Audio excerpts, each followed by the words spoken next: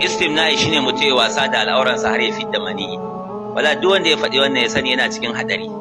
Kai ne kake jawo jarabanka har kana yi, kuma ina tabbatar maka sai ka yi nadama a ƙarshen rayuwanka. Wannan abin da kake zai cutar da kai ta yanda aure ma zai gagare ka in ka ci gaba da yi. Aure ma ba za ka yi ba. Akwai wanda ya mini waya daga wani gari, wallahi malam yace yayi jami'a ne shekara 4. Shekara 4 nan kullun sai yayi.